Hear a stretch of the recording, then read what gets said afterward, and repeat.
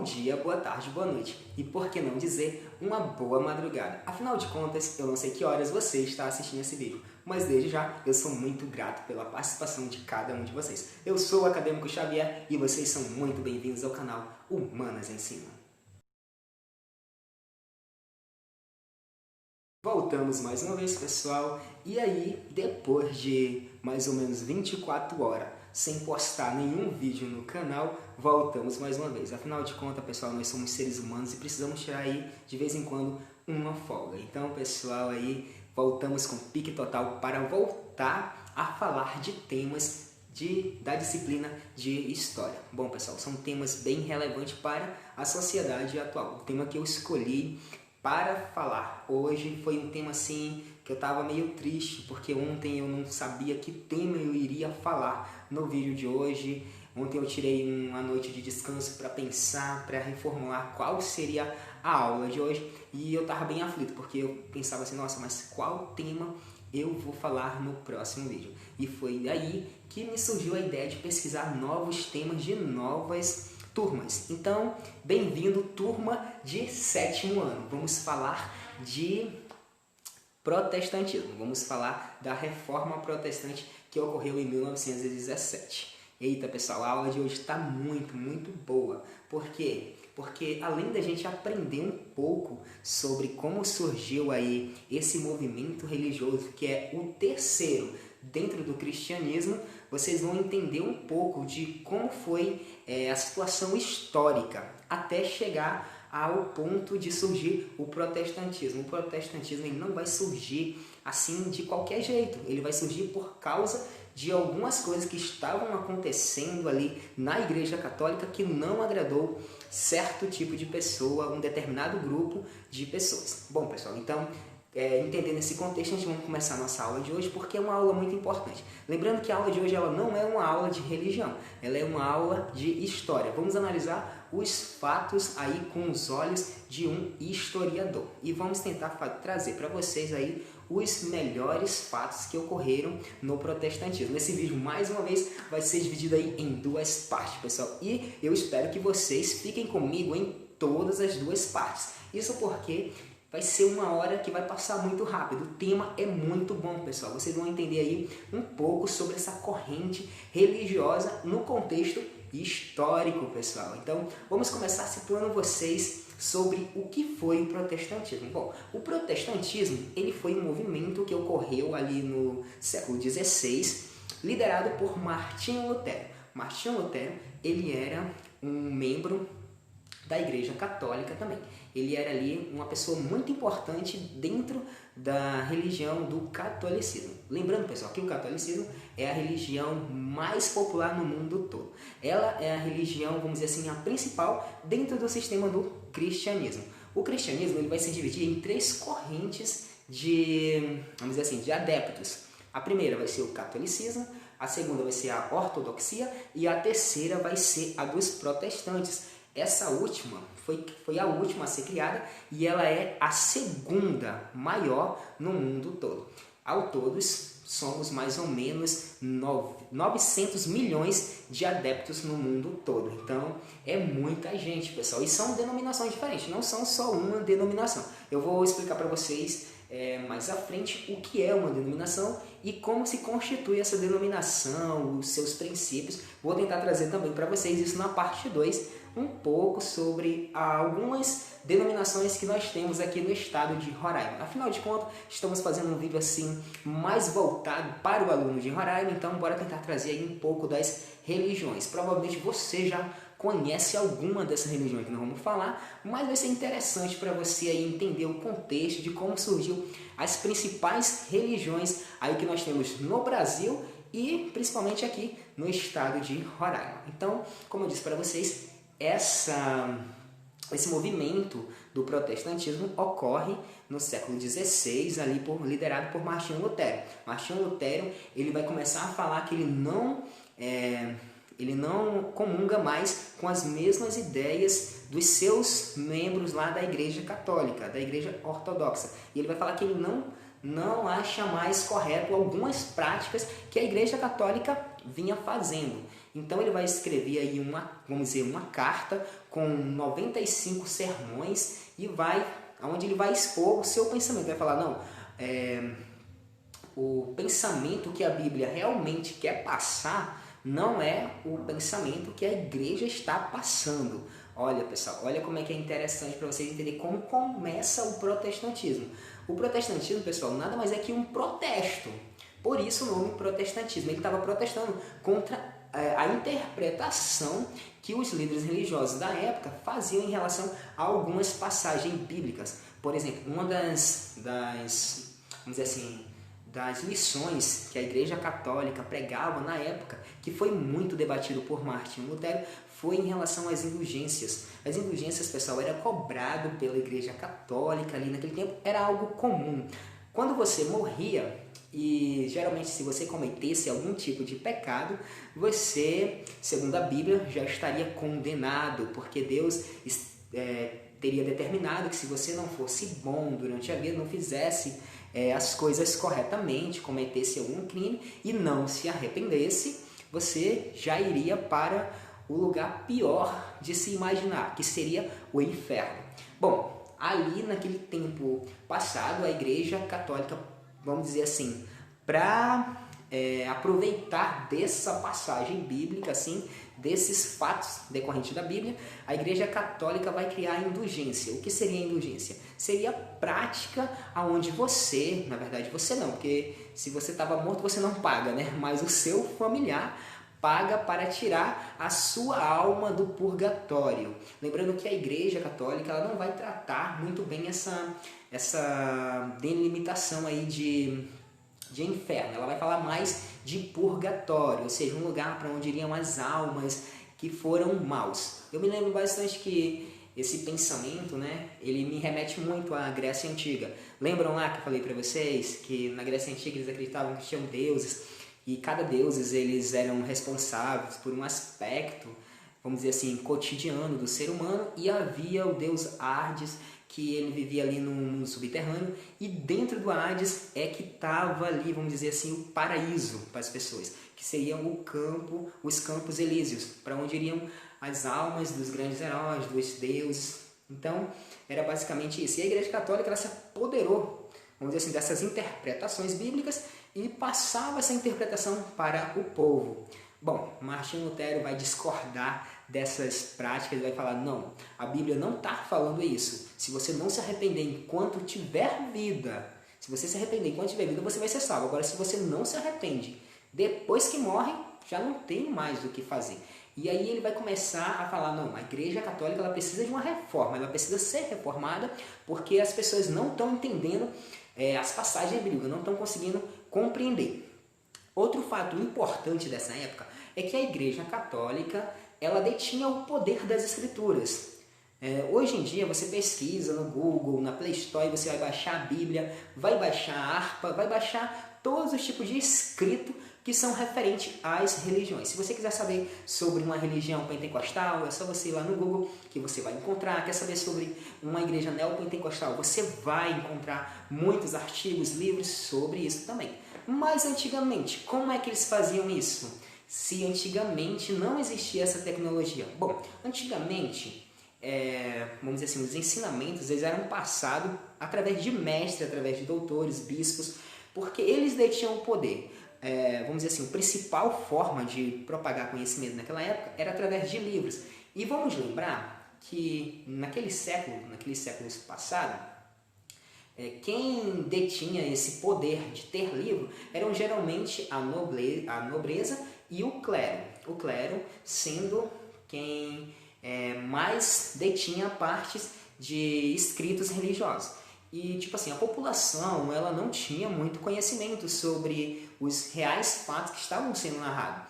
Se eu vivesse naquele tempo, eu ia aprender algo porque alguém me ensinou. Eu não ia entender na interpretação que estava escrito na Bíblia. Eu ia entender pela interpretação de alguém que leu, interpretou e vai me ensinar. Então, esse era o que a Igreja Católica fazia. A Igreja Católica lia os textos, interpretava como queria e passava aos seus fiéis. E os seus fiéis ali, eles seguiam à risca, tanto que depois da Reforma Protestante, muitos dos seus adeptos saíram da Igreja Católica porque tiveram uma nova interpretação, quando eles começaram mesmo a ler a Bíblia, a ver que não era como a Igreja Católica dizia, eles acabaram se afastando aí da Igreja Católica. Bom, pessoal, então vamos continuar. Bom, Martinho Lutero, ele faz essa revolução e começa então ali em 1917 o protestantismo. Lembrando que o protestantismo começou com essas 95 lições, vamos dizer assim, sermões, que o Martinho Lutero fez, e em 2017 essa reforma protestante completou aí os seus 500 anos. Bom, durante os seus 500 anos de existência foram surgindo muitas denominações e muitas igrejas no processo aí de 500 anos de reforma. Bom, antes de nós falarmos sobre quem são essas denominações, essas igrejas, vamos entender o que é uma denominação. Bom, as denominações evangélicas, elas são, vamos dizer assim, descritas, elas são caracterizadas por um pensamento. Bom, para as igrejas, né, que vão surgindo, elas vão tendo novas visões em relação às passagens bíblicas. Umas vão priorizar uma passagem bíblica, outras vão priorizar outras passagens bíblicas e não vão priorizar aquelas passagens bíblicas que outra igreja considera importante. E é isso que vai surgindo aí um movimento, vai fazendo o movimento protestante se tornar tão rico. Então tem muita denominação dentro do sistema aí de protestantes. Bom, nós temos os protestantes, que eles são considerados pentecostais, já já vocês vão entender o que é isso. Nós temos os neopentecostais também, que é, vamos dizer assim, um novo pentecostal. Antes de nós falarmos sobre quem são e como é feito, vamos dizer assim, todo o ritual dentro das igrejas pentecostais e das igrejas neopentecostais, a gente vai entender que dentro do protestantismo, o protestantismo ele passou por momentos assim, vamos dizer, de ondas. E no Brasil não foi diferente.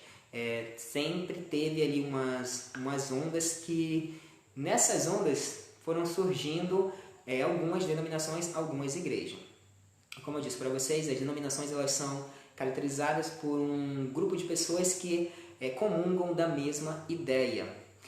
Uma das principais, das primeiras, vamos dizer assim, denominações que foram surgindo foram as denominações exatamente aí em homenagem ao pioneiro, vamos dizer assim, que fez a reforma protestante. Então começou a surgir os calvinistas, começou a surgir os luteranos, que eram, vamos fazer assim, que eram adeptos à doutrina de Martinho Lutero. E a principal, vamos dizer assim, discórdia, né, que houve entre os luteranos, os calvinistas e a Igreja Católica foi em relação à Eucaristia. Professor, o que é a Eucaristia? Eu já ouvi falar, eu já fui em alguma missa e eu já ouvi falar disso, mas eu nunca compreendi de fato o que é a Eucaristia.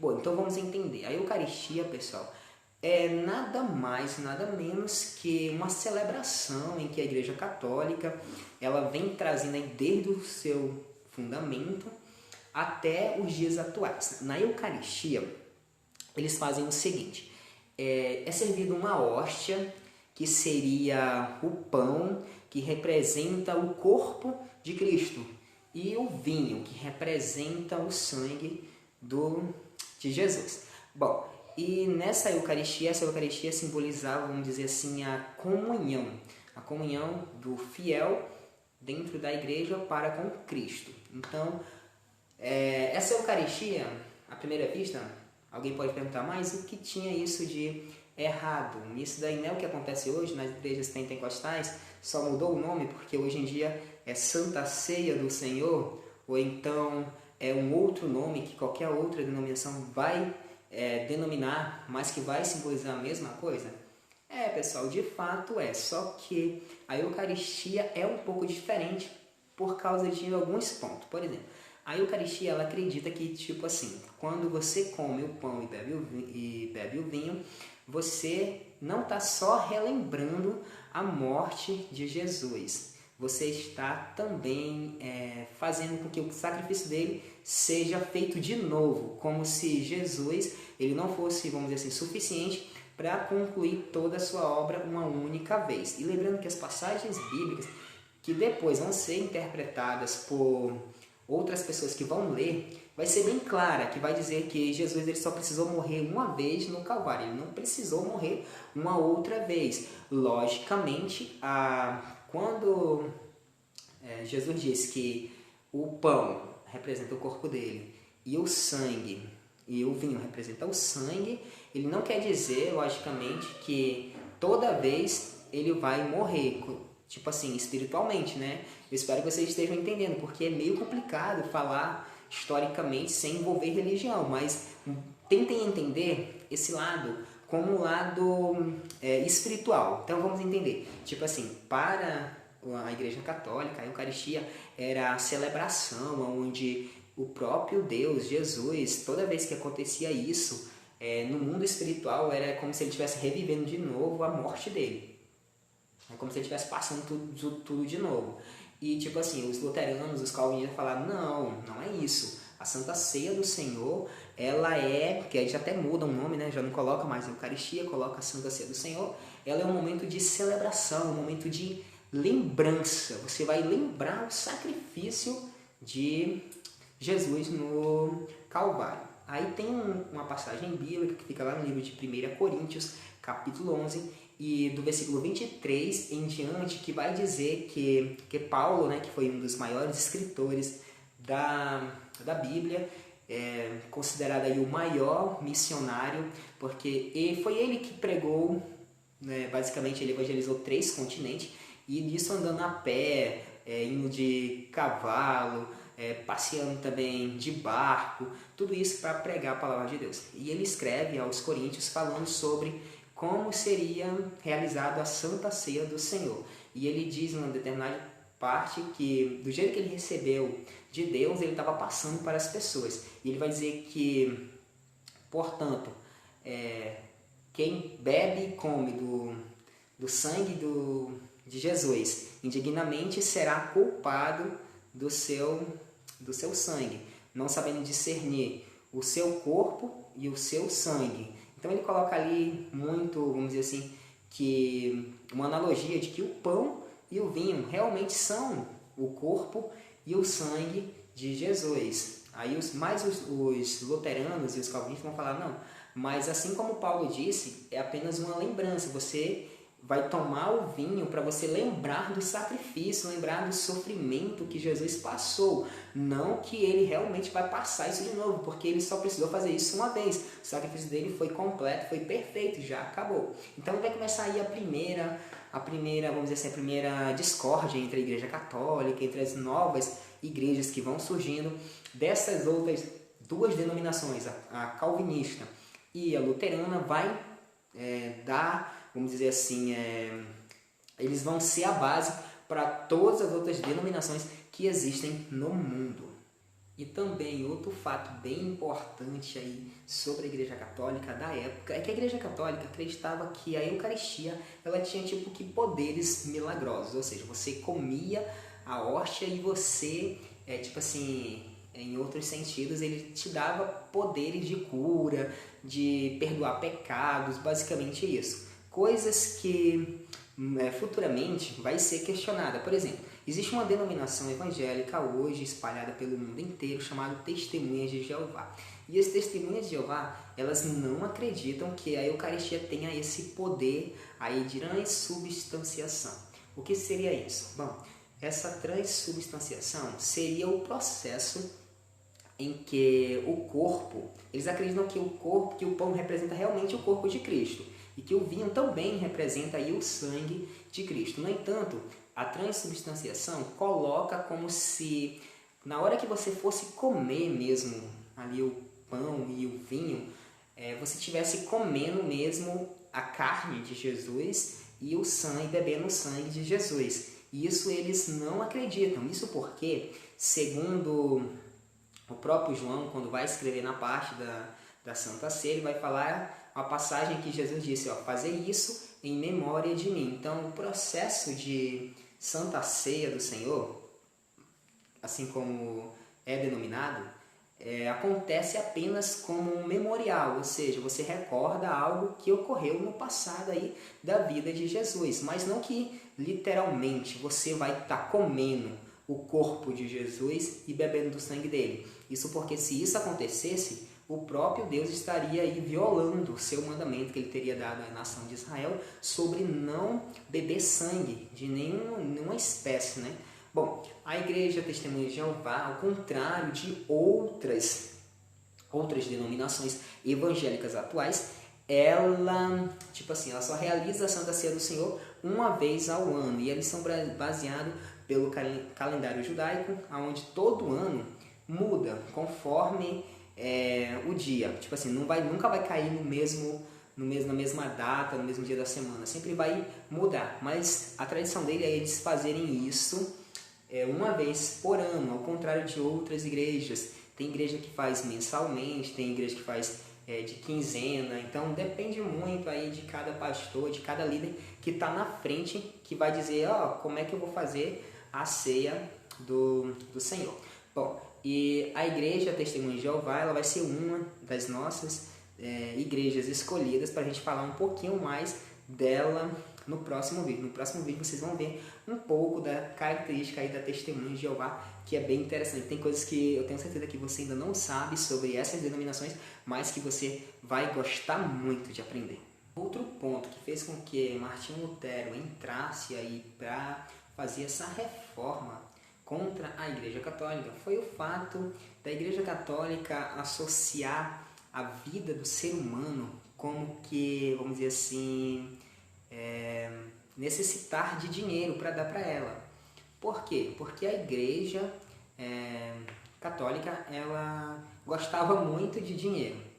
E para isso ela pregava que se você desse, vamos dizer assim, boas contribuições para a igreja, você seria abençoado, a sua vida seria próspera. Então muitas pessoas acreditavam nisso, por isso pessoas davam fazenda, davam altos dízimos para a igreja, porque uma outra coisa bem interessante da Igreja Católica é o seguinte, que eles incentivavam muito isso, esse negócio do ser humano dar para receber, o que a Bíblia, em outras palavras, vai condenar. Por quê? Porque a Bíblia diz o seguinte, quando você der algo para o seu irmão, que a sua mão esquerda não veja o que faça a sua mão direita.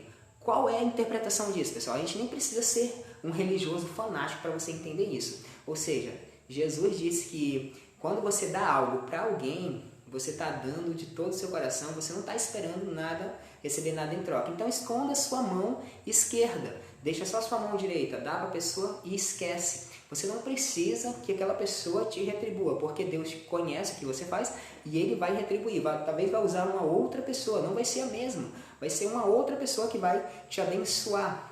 E a Igreja Católica dizia, não, você precisa dar, que Deus vai te dar também. E aí Martinho Lutero vai falar, não, porque não é pelas obras que Deus vai te salvar, mas sim pela graça. Aí ele começa a pregar que o Evangelho, assim como Paulo já vinha pregando, ele é um evangelho dado a gente pela graça. Ou seja, você não vai ser salvo porque você fez coisas boas aqui na terra todo o tempo. Se isso fosse realmente válido, a gente poderia pegar a passagem em que Jesus está na cruz e ali ele está do lado dele, tem dois bandidos, ele foi crucificado entre bandidos. E um deles zombava de Jesus, falava, olha, tu é Deus aí, então desce dessa cruz, salva a gente, nós vamos acreditar em você, pronto. Mas Jesus estava ali, já quase para se entregar ao Pai, quando o outro bandido vai falar assim, eita, mas ele é realmente o Filho de Deus, nós somos culpados, ele é inocente. Olha, quando você estiver lá no seu paraíso, por favor, não se esqueça de mim. E aí Jesus vai olhar para ele e falar assim, olha meu filho, hoje mesmo tu estarás comigo no paraíso. Então, a gente percebe nessa passagem que aquele cara, até aquele momento, ele tinha feito tudo errado na vida dele. Ele tinha matado, porque para ele tá ali pregado na cruz, ele tinha feito algo de muito errado. Então ele já estava ali, vamos dizer que ele tinha matado, roubado, e ele foi condenado, e ele estava para morrer. Mas antes dele morrer, ele se arrependeu. com aquelas palavras, ele mostrou um coração contritado e Jesus vai salvar ele. Então a gente percebe que não é questão de boas obras. Claro que Deus quer que todo mundo seja bom. Sim, meus alunos. Eu não estou pregando que é para você ser ruim e no final da vida você se arrepender. Isso porque você nem sabe quando vai ser a sua hora. Aquele bandido, ele sabia sim qual era a hora dele. Ele já sabia, porque ele tinha sido pregado na cruz, estava ali para morrer. Se ele não morresse até o final da tarde, como era de costume para os judeus, quando matavam algumas pessoas, geralmente eles começavam, vamos dizer assim, a celebração pela parte da manhã, mais ou menos 9 horas, 10 horas. E eles pregavam o corpo da pessoa, depois que eles davam chicotadas na pessoa, pregavam na cruz ali durante todo o dia. Se tivesse chegando o final da tarde e a pessoa não tivesse morrido ainda, o bandido não tivesse morrido, aquela pessoa um soldado chegava e pegava a sua lança e transpassava o seu corpo. E aí terminava de matar a pessoa. Isso porque eles não deixavam a pessoa ficar pendurada para o próximo dia. E aí ainda mais na véspera de Páscoas, né? Da Páscoa. Então eles iam fazer isso. Então aquele bandido já sabia o final dele. Mas e aí, gente? Como é que a pessoa vai pensar? Eu vou aprontar a vida toda e quando chegar no final da vida eu vou pedir perdão e vou ser salvo. Não. Porque você não sabe qual é o seu momento e quando você vai ainda continuar com vida. Mas voltando à questão de obras e fé, o Martinho Lutero vai falar, não, a gente somos salvos pela fé. A gente precisamos acreditar que Jesus ele é o Filho de Deus e assim vai ser o nosso primeiro passo para a gente ser salvo. Então, quando você aceita Jesus, você, logicamente, vai começar a obedecer os mandamentos dele, mas não com aquela pressão, como tinha o povo israelita. O povo israelita, se vocês leem a Bíblia, vocês vão entender que tudo era pressão, ali era colocado. Não, não, não, não, não. Todos os mandamentos, quase todos eles, tinham um não no meio. Então, era uma pressão muito grande. Já pela graça, você, quando aceita Jesus, você já sente aquele desejo de não fazer o que você fazia mais. Então, logicamente, você não vai roubar, você não vai matar, não vai adulterar e, consequentemente, vai obedecer os outros mandamentos de Deus. E por causa disso, Martinho Lutero vai fazer realmente essa revolução aí contra a Igreja Católica.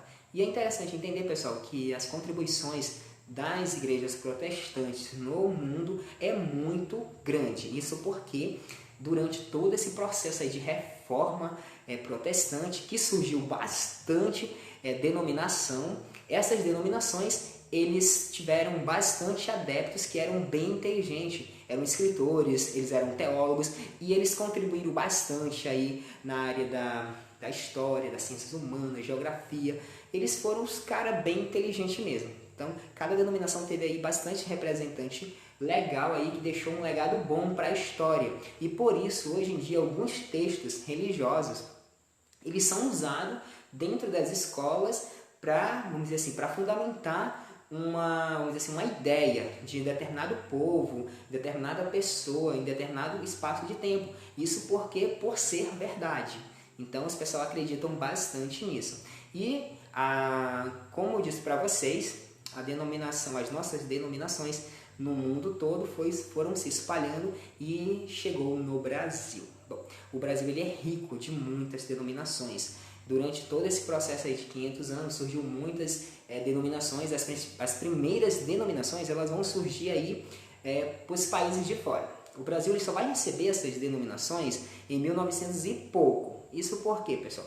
Porque enquanto o Brasil ainda era colônia, a principal religião que tinha no Brasil era a cristã católica. Sim, não era outra denominação. Nós aprendemos isso no vídeo que a gente fala sobre os principais povos que formaram aqui o Brasil, que formaram a cultura do Brasil. E a gente vê que os europeus eles trazem consigo ali o cristianismo e eles tornam o cristianismo, a primeiro momento, o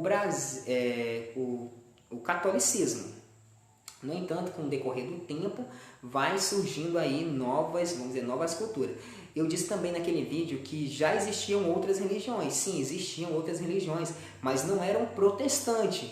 Porque o que vocês têm que entender é que o que nós estamos tratando na aula de hoje são sobre religiões protestante, ou seja, aquela que veio junto com a Reforma Protestante de Martinho Lutero de 1917. Então, já tinha religião no Brasil, professor? Depois de 1500? Sim, e até digo para vocês que antes de 1500, porque os povos que aqui habitavam, eles também tinham suas culturas, tinham suas crenças. Então, acredito eu que sim, pessoal, tinha muita denominação aqui no nosso Brasil, só que eram do jeito deles, né? Eles adoravam divindades que eles mesmos criavam, que eles mesmos, vamos dizer assim, idealizavam, que iam passando de pai para filho, já que não tinha a escrita ainda, como a gente aprendeu, né? Que foi chegar muito tempo depois. Então, era basicamente assim. E no Brasil chegou aí um movimento muito impactante. No Brasil chegou um movimento chamado de pentecostais, que são, vamos dizer assim, a denominação mais afluente no Brasil são os pentecostais. Os pentecostais, eles correspondem aí a um grupo de pessoas muito grande. No mundo todo vai existir várias denominações que se consideram pentecostais. Dentro dessa denominação, das igrejas que se consideram pentecostais, a igreja mais afluente, assim, que tem mais membros, são as igrejas Assembleias de Deus, que contam com seus membros no total de 63 milhões de membros. Então são muitas pessoas, né, gente? Corresponde aí a uma parte muito grande da população mundial. Então tem muita gente. Então no próximo vídeo a gente vai falar sobre essas denominações, vamos falar um pouquinho, vamos tentar conhecer um pouco sobre cada uma delas. O vídeo está muito bom, pessoal. Antes disso, vocês têm que entender, antes de terminarmos essa parte, que o protestantismo ele vai passar por 3 ondas.